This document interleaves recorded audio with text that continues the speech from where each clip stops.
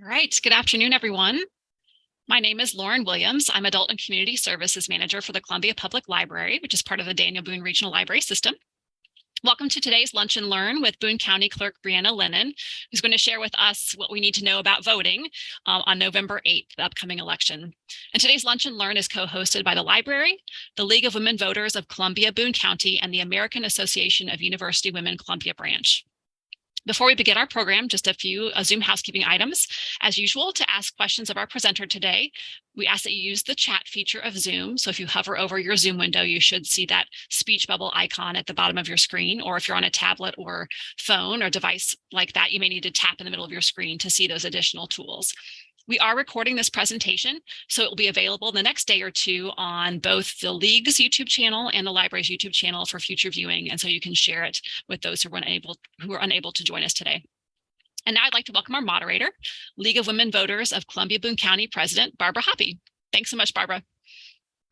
Thank you, Lauren, and thank you to the Columbia Public Library, as always, for co-hosting this program.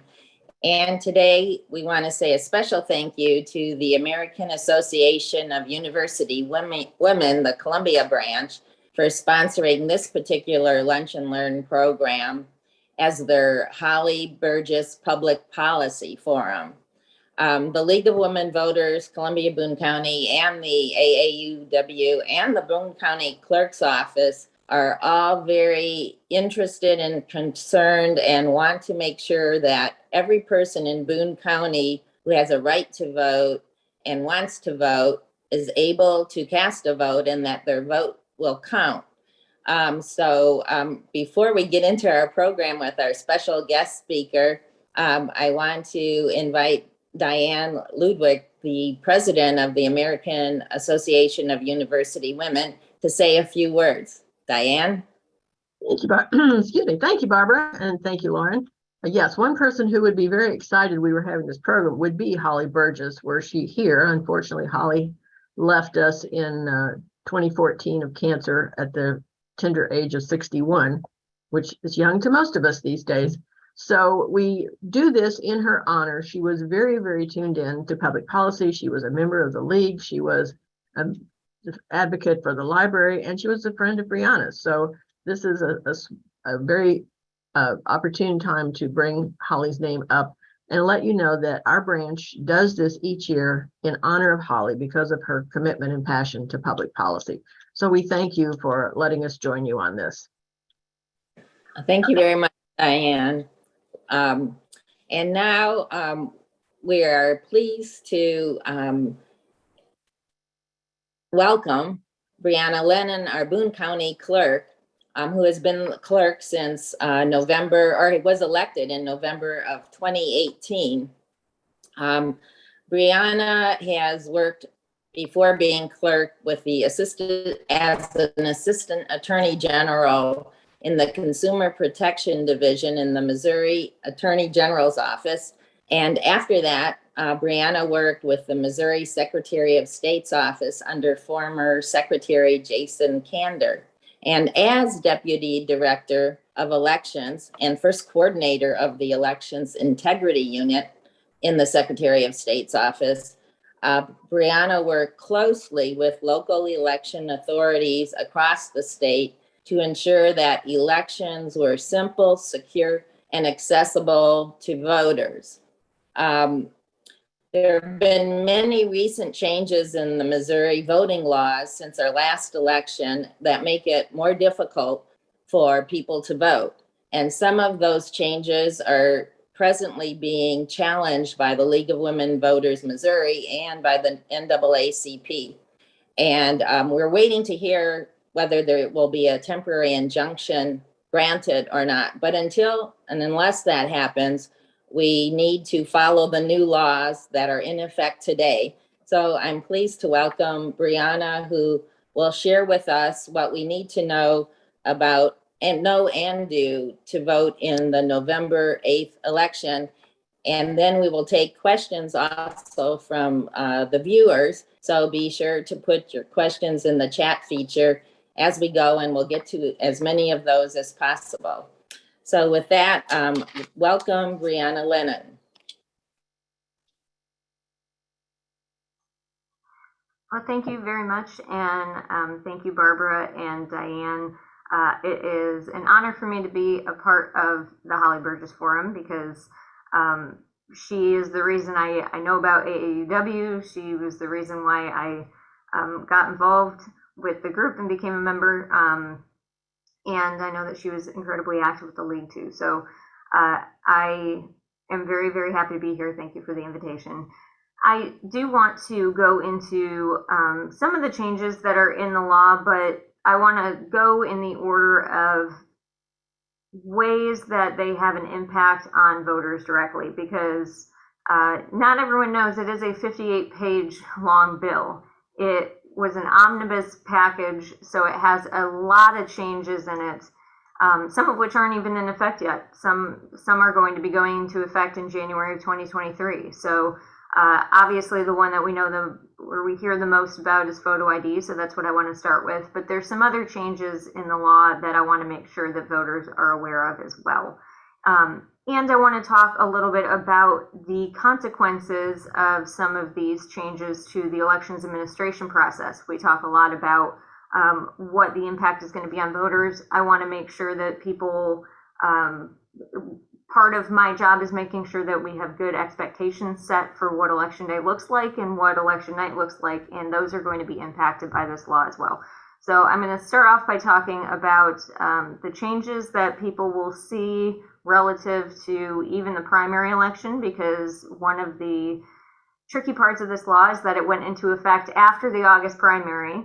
So folks that went to go vote in August will have a different experience in November. So first and foremost, the biggest change is with photo ID.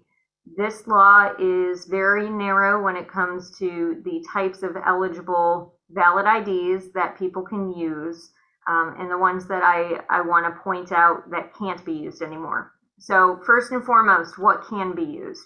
It has to be issued by the state of Missouri or by the federal government.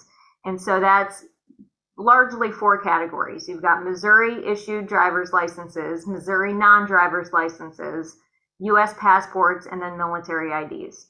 And there are some, nibbling at the edges types of things. Passport cards are perfectly fine. VA cards are perfectly fine. But if you look at the numbers of what types of IDs are being used, Missouri driver's licenses are going to by far be the number one ID that I expect to see people showing at the polls.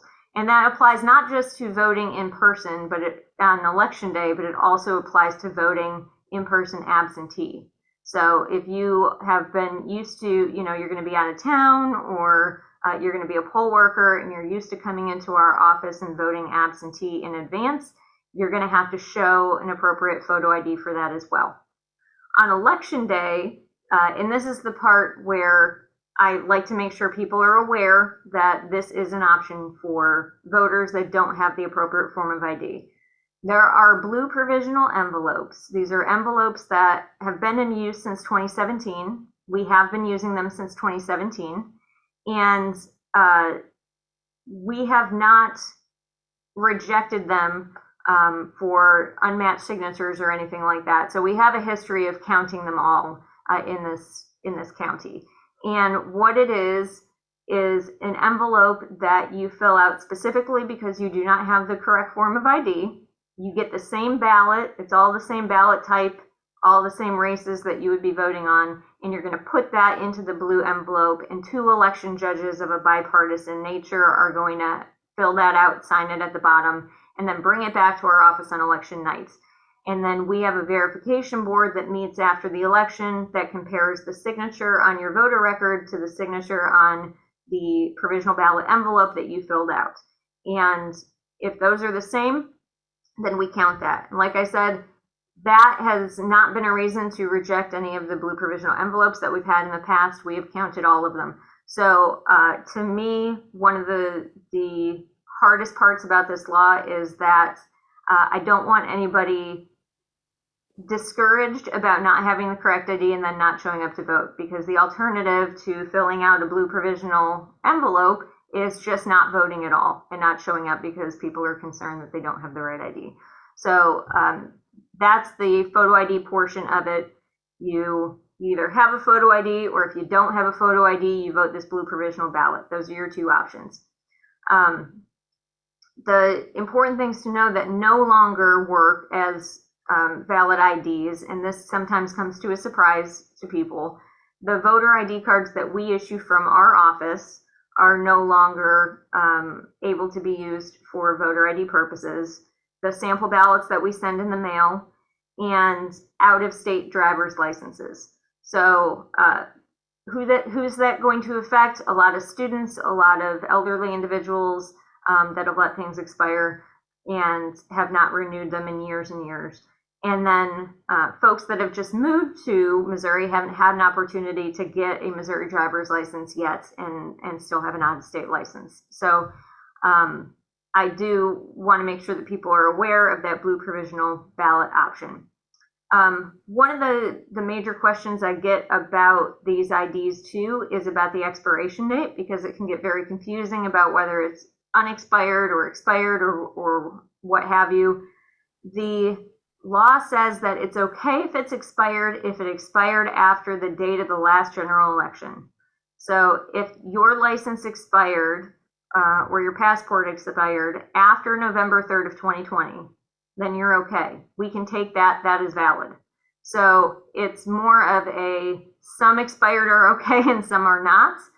But what we've done, just so that it goes a little bit smoother on election day for voters, is we've built that into the check-in process so that election judges have everything that they need to check that, so that voters don't have to keep that memorized. Election judges don't have to keep it memorized. It's just part of the check-in process, is that they will be looking to see if your ID is expired. Other question that we get a lot of, people are concerned that if their Missouri driver's license address does not match the address on their voter registration, they're concerned that that's not going to work. That is not a part of this law. It does not need to be an exact match to have your driver's license and your voter registration address match. What is important is we have your correct voter registration address, because that's how we're figuring out what kind of ballot that you're going to get and where your polling place is. So definitely make sure to update your voter registration address if you've moved, but you don't need to take the extra steps to update your photo ID card for the purposes of voting. It's totally fine that the address on the photo ID doesn't match the address on the voter registration. So that is, I kind of want to go, if I can, in order of that. So that's photo ID, and those are the common concerns that I've heard about it and questions. It also does not need to be a real ID. We hear that a lot too. People are concerned it has to be a real ID. It has to have that little star on it. It does not. It can be a non-real ID. That's totally fine. What impact that has on election day that a lot of folks are going to notice? There's probably going to be lines. Filling out a blue provisional ballot is going to take longer. So if you're a voter that you know you don't have a photo ID, expect to budget a little more time at your polling place, because filling out a blue provisional ballot envelope just takes a little bit longer. It's a long ballot anyway. It's a full two-sided ballot for this election. There's a lot on this. So people are going to take a while to fill that out anyway. Then when you add in filling out the blue provisional envelope, if you're doing it yourself, budget more time. There may be more people in line that are having to fill them out, and it may cause some delays. So just be aware of that. The second thing, very, very importantly, I think in the national attitudes and concerns about fraud and misinformation, is that if we have a large number of blue provisional envelopes, those are not going to be counted on election night. There is no way for us to responsibly count them on election night. They need to be adjudicated. We need a bipartisan team to look through them. That is part of our certification process, and it takes about a week for us to accomplish that task. We have 2 weeks under the law. We try to get it done in about a week. But that process, if we have hundreds of blue provisional ballots, is going to take longer. And if we have a close election in any of the races, and we have more blue provisional ballots outstanding than the margin of that race, It is entirely possible that we can call the election on election night as incomplete, just like it would be any other time. Unofficial results are unofficial results on election night. But if we count those blue provisional ballots and the results flip and the loser then becomes the winner, I just want people to be aware, and I go on the record saying that that is a total natural consequence of this law. It is not indicative that there is a problem. It doesn't mean that anything went wrong or that we had widespread issues at polling places or things like that. This is just the natural consequence of, if there's a large number of people that don't have the right ID that have to vote a blue provisional ballot, they're eligible voters that have done nothing inappropriate, that their ballot can be counted. It just has to be counted later. So those are the two things that I try to make voters aware of. Even if you've got the right ID, it's still going to impact you in one of those two ways potentially. And I actually say this with a degree of optimism, because I want there to be a lot of blue provisional ballots, because the alternative is that all of those voters stay home. If we don't have a lot of blue provisional ballots, it's not because there's not a lot of people in this county that don't have photo IDs. There are a lot of people in this county that don't have photo IDs. And it's very easy, to say that there are a small percentage of Boone County voters that don't have the right ID. That may still be true, but 5% of our 100,000 voter population is still a large number, even if the percentage is small. So I looked at the types of IDs that were shown in 2020, and for out-of-state driver's licenses alone, it was 640 voters. And 640 blue provisional ballots can make or break a close election. So I just like to put that out there as a expectation potentially. I think that it's going to take a few elections for people to get used to that. We in Missouri, with the way that we have our elections administration set up, are very used to, even though we say it's unofficial results, they're used to having the election called that night. And if this is a reason why it can't be, then it's going to take a few elections for people to kind of internalize that. The second thing that the law has changed is the introduction of this new no excuse absentee period of 2 weeks, which is, it's honestly a really great thing. So we have 2 weeks of people that can come in and vote for any reason at all. They don't need to tell us a reason. They don't need special permission. It's just at their convenience. So it is, on the verge of, if not almost exactly early voting, it just has different administrative features that prevent it from being early voting. We're not tabulating as we go. We're not releasing results. So it is still absentee voting, but you don't have to say why you're doing it. In Boone County specifically, we will be doing extended hours during that time. So that 2 weeks starts on October 25th. And it goes through November 7th. And we put this on our website too, so that if you want to share directly from our website, you can. But we will have, throughout the course of that 2 weeks, during weekdays, we'll have the Boone County Commission Chambers, which is on the first floor of the Boone County Government Building, operating as a polling place, staffed with poll workers so that people can come in and efficiently vote. They don't have to come up to the second floor office.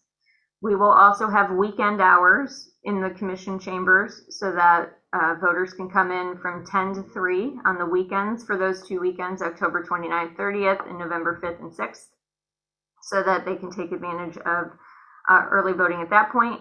And we will also have 4 satellite locations on each of those days. So on the 29th, we'll be in Centralia. On the 30th, we'll be at Douglas. On November 5th, we'll be at the Southern Boone Public Library, and on November 6th, we'll be at the Health Department doing drive-through voting. And these are all extensions of things that we did in 2020 that were extremely successful, so we wanted to recreate them for this election as well. We want to make sure that people have an opportunity to utilize this law, and selfishly, it also helps us if we have people taking advantage of voting before the election. It reduces lines at the polls, and it helps, reduce that tension at polling places for our election judges. We'll have 74 polling locations, including 4 central polling locations, which includes the Hurden Center for the November 8th election. But if you know who you're going to vote for and you have a photo ID, there's no reason to wait until November 8th if you don't have to anymore. You can absolutely show up to our office and vote in advance that way. And speaking of absentee, this law has done nothing to change mail-in absentee. I know that there were a lot of concerns that mail-in absentee was eliminated or that there was some major restriction on that. There is not. Photo ID does not apply to mail-in absentee, and the law has not changed any of the requirements for voting by mail for absentee voting. So that period is open right now. The period for mail absentee voting and in-person absentee voting with an excuse started on September 27th. So we've been doing that already. We've had almost 200 voters take advantage of it in the office. We've had about 1,000 voters have a mailed ballot already. So that is absolutely still an option. That's incredibly important for people that are on our permanent absentee list. The individuals that are homebound or have an illness or an injury and cannot make it to their polling location are still able to vote absentee by mail. They do not have to get it notarized. All of that is still in effect. And then lastly, I wanted to bring up a kind of smaller portion of the law that hasn't been as well known, because it's actually one of those interesting, since this is a public policy forum, it is an interesting public policy consequence from a very small change in the legislation. So previously, if you were going to register to vote, you had to be registered to vote in the county that you live in by the 4th Wednesday before the election. That's tomorrow. Tomorrow is the deadline to register to vote for anybody that is brand new to Missouri. It used to be that it was the deadline for anybody that was new to Boone County. But the law has now changed where if you are registered in Callaway and you move to Boone County and you move a week before Election Day, you can update your address and you'll be perfectly fine. You'll be able to vote at the polls. You'll be able to cast a full ballot, and it won't impact you at all. That is going to impact so many voters, so many students that were registered in St. Louis County that come to Mizzou and forget to update their address. We've had, I can't even count the number of people that have had to drive all the way back to St. Louis County on Election Day because they didn't realize that they needed to register to vote in Boone County. Now we can actually serve those voters. And so I'm very excited about that particular change. I don't think that people will recognize that the change has actually impacted them, because the consequence is that they will have a good experience instead of a bad one. But it's still a very important one that actually is going to help quite a few voters. So those are the main portions of the law that are going to be impacting people. But I want to hear from people and answer questions about things that they've heard or that they still have concerns about, because I know that there are a lot of misconceptions, but then also, you know, real concerns that people have that I want to make sure that we address. And that way you can tell because you are all, I think it's fair to say that everybody on this call is an influencer, especially in their friend group or their colleague group. And I think it's important that you all have the right information so that it gets out into the rest of the Boone County voter world. Well, thank you, Brianna. Yeah, we'll go to questions. Just to clarify on the updating of address, people can do that even the day of election. Is that correct? Or? Yes, they have always been able to do that if they are, what's going to happen in this scenario, if you're envisioning what it looks like, if you're registered in St. Louis County, our election judges at the polling place only have the list of eligible Boone County voters. So you're not going to be on the poll pad. You're going to walk up and they're going to say, I don't see you registered. So they're going to call our office And that voter is going to have to come to our office because we're the only ones that are allowed to have the statewide voter registration list, but we'll be able to see, oh, this person is registered, they're just in a different county. And we can pull them in, add them to the Boone County roster, and then they can vote. But they're going to have to do that in our office. That's only on election day. If they make that change the day before, we can process them in enough time that they'll be on the voter roll by the time that they want to go to their polling place on Tuesday. Great, great. And I'll ask a second question, and then we'll go to viewer questions. Will you have more election workers this year, anticipating longer lines? Do you have more funds for that? How is the election worker pool going? Yeah, so we still definitely need more poll workers. The tricky part is that with them being required to be bipartisan, which is a great thing, we are usually most looking for Republican judges because we need an equal number of Democrats and Republicans at the polls. So with 74 polling locations, we'd like to have any from 7 to 10 election judges staffing each of those locations. The larger ones obviously are going to have even more than that. Hearns is going to have way more than 10 to make sure that everything goes smoothly there. And we are trying to make sure we have enough judges so that the polling places that are serving populations that we expect will have larger numbers of blue provisional ballots, that we can physically set up a better process so that they don't have to wait in line, find out at the end of the line, oh, I have to do a blue provisional ballot, like a way to kind of direct them to a more streamlined process at the same polling location. So if you have not worked as an election judge and want to, we are absolutely still taking applications for that. We're doing the training now. Training will continue for a few more weeks, but we are always in need of more election judges. Okay, thank you. I'll jump to the questions. Let's see.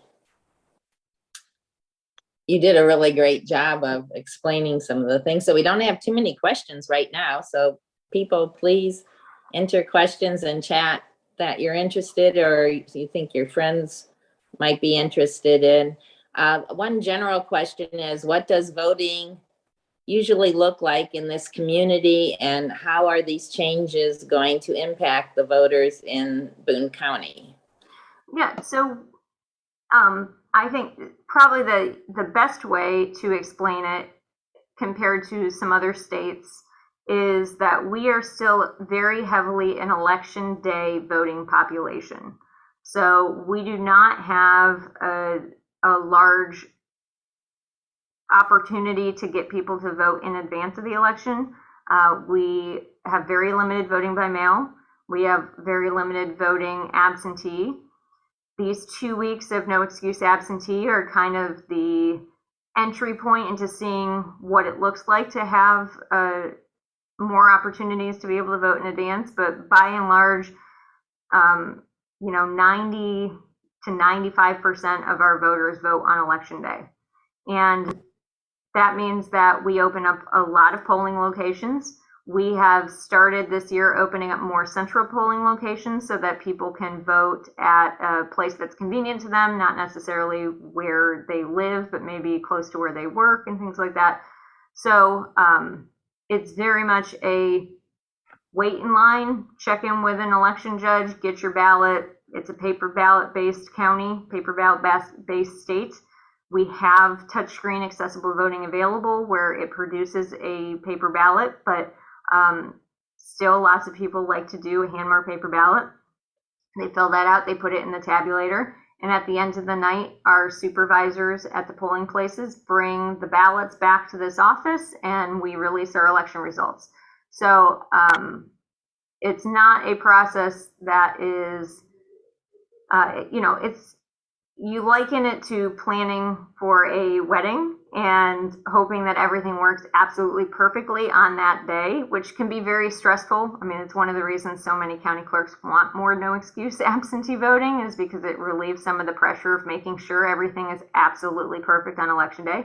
Because we have had strange things happen, like gas leaks at polling places and,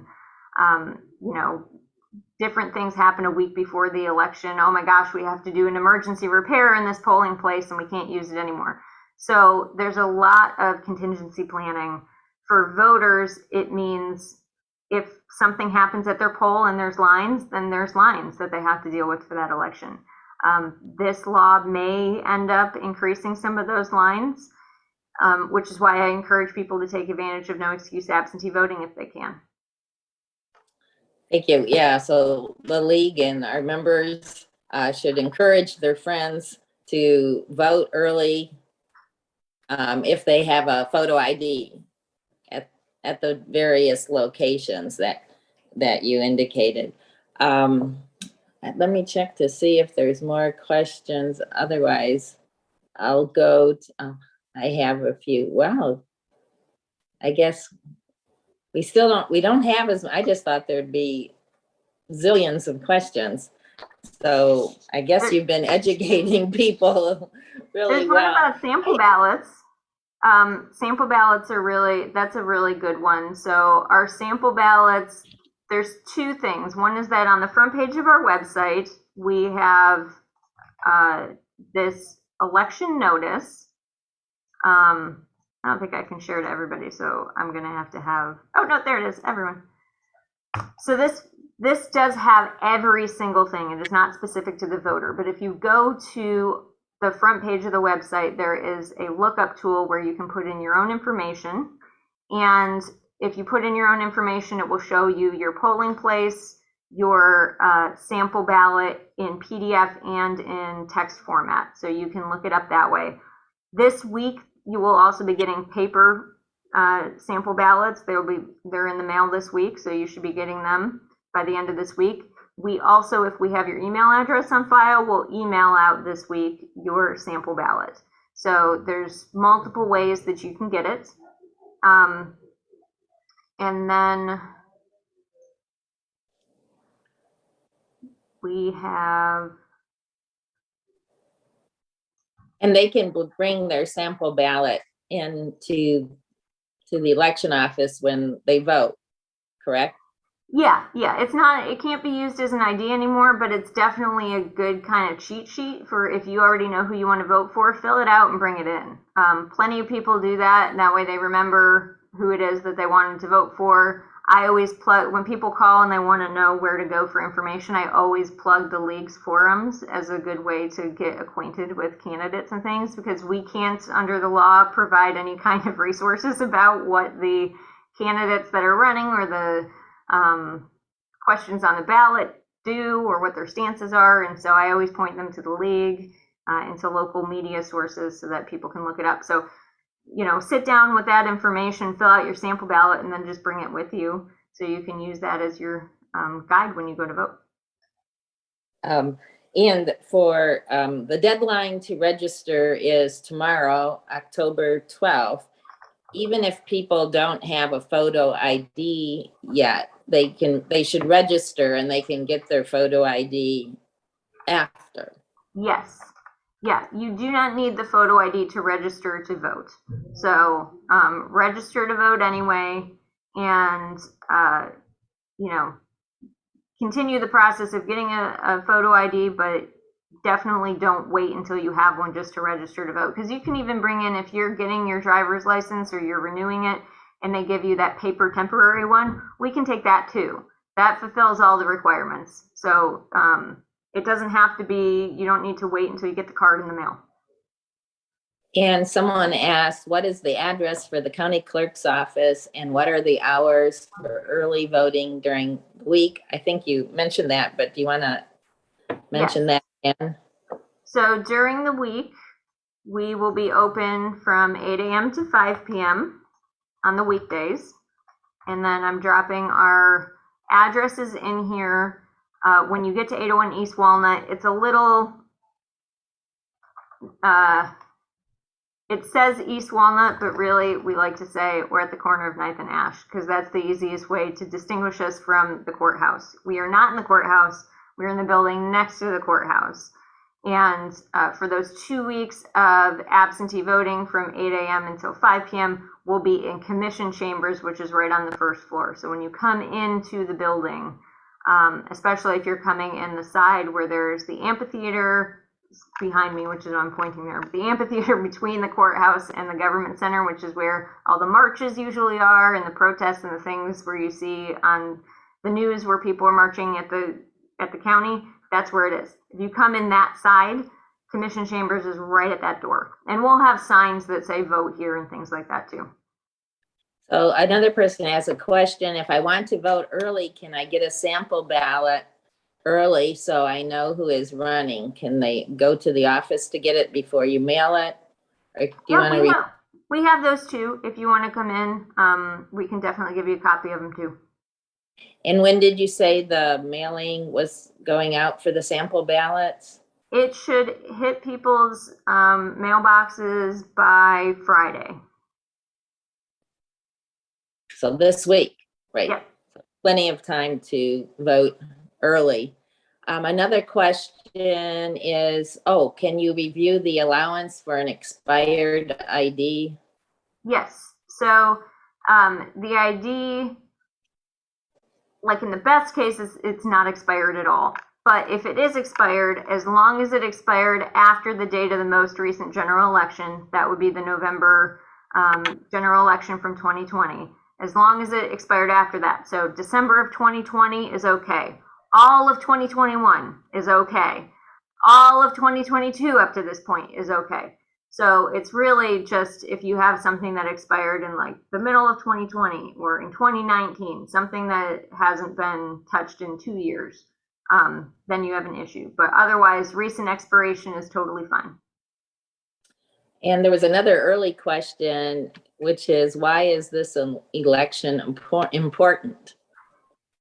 That's a great question. All elections are important, but this one in particular, I consider it kind of the precursor to the 2024 elections. In the elections administration field, given the fact that we are still answering questions about the 2020 election, and people are still asking us for information about the 2020 election and how that worked and everything. This election is really important to make your voice heard on issues that impact you anyway. I mean, there are a number of constitutional amendments on this ballot that have big impacts on things, but also on, looking from my perspective, looking at candidates and how they feel about the acceptance of election and administration issues and whether they will accept results, whether they win or lose. Those are all important things. It's important in every election to make your voice heard because it's in my view, the one time or one of the only times that your voice is just as loud and as important as anybody else's, because your vote counts just as much as your neighbor's does. So there's plenty of things on this ballot. I would encourage you to look at the sample ballot on our website, but also just consider the fact that we are at this kind of precarious time where we've got misinformation floating around, and there are things that people are pushing back on the idea that our elections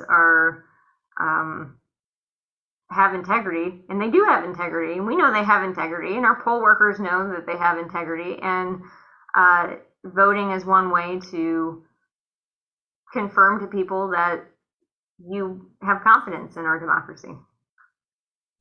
So that leads to sort of an interesting question.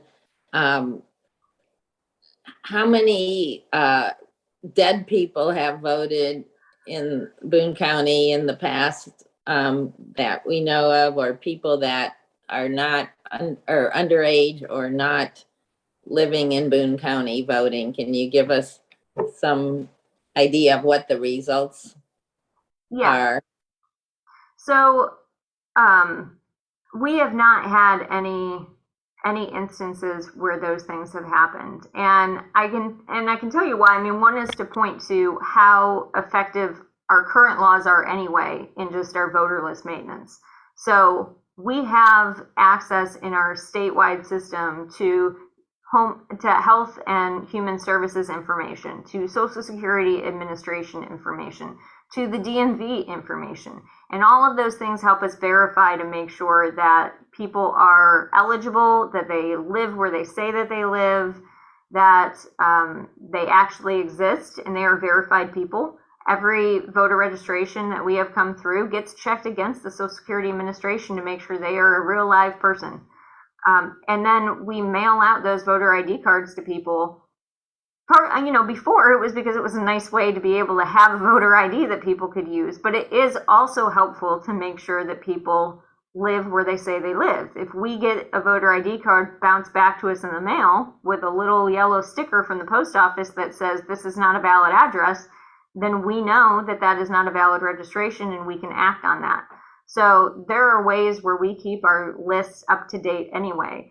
And then when we send information out to our polls, when they get the list of eligible voters, it includes things like whether we've sent an absentee ballot to them, whether they've received the absentee ballot, whether we've received the absentee ballot, whether we know that they've changed their address. All those flags that we keep on our list get sent to the polls too, and it serves as a block so that if somebody has a reason for us to investigate further, the voter has to call us and the election judge has to call us before they can legally issue them a ballot. So there's a lot of accountability and a lot of redundancy built into the system to make sure that we are checking for all those things. And that's not even taking into account that there are 10 staff in my office whose job it is to make sure that we have a up-to-date voter registration list and are, keeping that clean as well. And would you say that the other offices throughout the state do those similar checks, or is that unique to Boone County? That is, as with all things at the local level, it sometimes is a question of resources. But the general things, the checking against the Social Security Administration, the things that are built into the system, every county is doing that. Every county, when they get a new voter, is sending them a piece of mail and making sure that they're checked against all of our different lists to make sure that they're correct. Being as part of a statewide voter registration database, it also helps us to not have people registered in more than one county at a time. You can only be registered in one Missouri county at a time, and having that voter database means that if somebody's registered in Callaway and I see them register in Boone County, I can pull them from Callaway into Boone, so they don't have a record in Callaway anymore. It's now firmly in Boone County, and every county is doing that. So there's definitely things, when you hear about elections offices needing more staff or needing more money to buy things like envelopes so that they can send out additional mailers, we're part of some really great resources that the Secretary of State's office can provide. But if you don't have a staff person or the actual physical postage budget to take advantage of some of the resources that we have, then it doesn't mean that they're doing a worse job or anything like that, but we could be doing more. There's things that we could be doing more of, and we're fortunate in Boone County to have those resources to be able to take full advantage of it. That's good to hear. There's a question. It said, you mentioned misinformation around the voting process and laws. What are the ways your office is working to combat this in addition to events like this? So that is a great question. As many of these events as possible is definitely one of the ways we're doing it, but we're also trying to be more present on our social media. We created our social media in 2019 in advance of the 2020 election, and that gave us a good foundation for putting out information on Facebook and Twitter and Instagram and TikTok. It is notoriously hard to push back on just downright bad or malicious information that's being put out there, because it just spreads faster. It's so hard to tamp down on a lie that's been put out than it is to put out good information. So a lot of it is trying to connect with, trusted sources, working with on Mizzou's campus, for example, working with student admissions, but also working with different student groups so that they can educate each other. and then doing things like working with other clerks on putting out good public service announcements and things. My colleague in Greene County, Shane Scholler, and I wrote a letter to the editor that ran in the Missouri Independent, so we could educate people on what the law is. And we're also doing things like trying to create more interesting content like videos and things like that, so that we can reach people that are not always interested in just reading like long pieces of text. Can you share with us how many new registered voters you've gotten in the last couple months? I know there's the NAACP and many groups are out there, the League of Women Voters, working to register voters. So Yes. Can you give us a sense of how that's going? So and this would just be completely new, not updates, but completely new people that we have registered in Boone County from, let's say, September 26th, because that's the day before absentee voting started. So that's a pretty good approximation. Between then and now, so for the last 2 weeks, we've had 510 people that are brand new to the county registered to vote. Great. And do you know how that compares with previous time periods before the election, particularly the November election? I guess you could compare it to I imagine it's much more than before the August election. It is. So I would say it is pretty comparable with what our numbers have been in the past. And, the hardest part is, I think, our local organizations do a fantastic job of registering people, getting people to update their address. And lots of times the voters that are filling out information, it's changes of address. And so then it looks harder because, you're saying, oh, there's not as many people that registered to vote, but changing their address is just as important. We can't get sample ballots to people or let them know about the processes if we can't reach them. And so every change of address is just as important to me as a new registration. Great, thank you. We have another question. If you have someone who protests the results of an election, how do you handle that? So we've been fortunate to not have that, but there is nothing in Missouri law that would prevent us from being able to certify an election.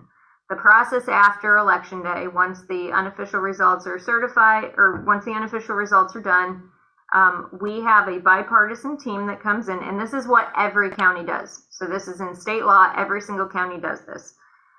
Any ballots that need to be adjudicated, provisional ballots, military ballots, anything that came in after Election Day, they will check those and see if they count or not. Then they will conduct a hand audit. So they will hand count 5% of all of the ballots from 5% of the precincts. So for large elections here, for example, that means all the ballots from 5 different polling locations in a large election. They do a hand count to make sure that the number that they get in counting those paper ballots by hand matches the count that the machines got for those same ballots. And we have had I've never seen it not be a 1-for-1 match. It is dead on every time. If it's not dead on, then we can't certify the election. And every county has those same rules. So at that point, we've made sure a bipartisan team has looked at all of the outstanding ballots. We've made sure a bipartisan team has made sure that the voting equipment has been operating correctly because they've checked to make sure that they count the ballots correctly. And then they sign off on the election. They look at all of the results. They see if there were any weird anomalies and things like that, and they sign off on it. And once that is over, we are considered a certified election. And there is nothing that can prevent us from certifying that election if all of those other checks that we do work out, and there's nothing wrong with them. And then especially for state and federal elections, once we do our certification, we mail that to the Secretary of State's office, and they do a second round of certification with 2 judges. And they're not allowed to do anything, there's no protest rules or anything like that somebody can come in. People can absolutely watch this process. We encourage people to come in and watch this process. It's all open to the public, and it's all posted and transparent. So we definitely want people to come in and watch the process. 9 times out of 10, when people come in, they think it's really boring. And they either say, wow, I didn't realize how locked down this whole process was, or they say, I think you guys got this. I'm not going to stay for the whole thing. So luckily, that's been the experience we've had up to this point. Thank you for sharing that with us. Let's see if there's any more questions. I don't see any. I did want, since there was a question about why this election is important, I wanted to share with the viewers that tomorrow, October 12th, we will have a candidate forum at the library, and you can also watch it on Zoom. That's at 6:30, and that will be for the candidates, state representatives, District 44, 47, and 50. And let's see, that's for Boone County Presiding Commissioner, Recorder of Deeds, Auditor, and Treasurer on October 12th at 6:30 at the library. And then we will have another forum next week, October 19th, at the library and also on Zoom, and that will be with state representatives from District 44, 47, 50, and then information on the ballot issues, and we will have a pro and a con on the marijuana issue. So there's some important issues with whether we should have a constitutional convention, which is really significant. So please join us for those. And we also have a voter's guide. So please share those with your friends and neighbors and read those so that we can have informed voting. So is there anything else? I'll double check for questions. Any more questions? I just answered Catherine's, which was who makes up those teams that check. So the teams are bipartisan. It's under our law, we are actually not nonpartisan in any way. We're bipartisan. So 1 Democrat, 1 Republican make up our verification board. They're in this situation, they are longtime poll workers that have wanted to get more involved. So they've been doing it a long time. And we try to bring in anybody that expresses interest in wanting to know. So for larger elections, we will increase the number of teams that we have, because normally we only need 1 team to do the 5% hand counting and everything else. But especially with the expected increase in blue provisional ballots that our team's going to have to do, it's going to be too much to drop that all on 1 team. So we will have more people. And if you've ever served as a poll worker and want to learn more about being one of our verification teams, feel free to reach out, because we're always looking for new people to kind of train up on this process. Great. Well, thank you so much, Brianna, for sharing this time with us today and letting us know all this valuable information. Make sure that everyone who has a right to vote and can vote, votes. I hope you get some sleep and rest in between and before the election, and then certainly after the election. So thank you for all your work and for being so proficient and dedicated to this job that's so important. And I just want to let our viewers know that our next Lunch and Learn is November 1st, because normally the second Tuesday would land on November 8th. So we didn't want to have our Lunch and Learn on Election Day. So we've moved it to November 1st, and Local Motion is our guest speaker for that Lunch and Learn program. So thank you very much, everyone. Please encourage your friends and neighbors to get out and do early voting so we don't overload the polls and you don't have to wait at the polls on election day. So thank you so much. And thank you, for the Lauren, and invitation. thank you, the University Women's Association. Thanks, everyone.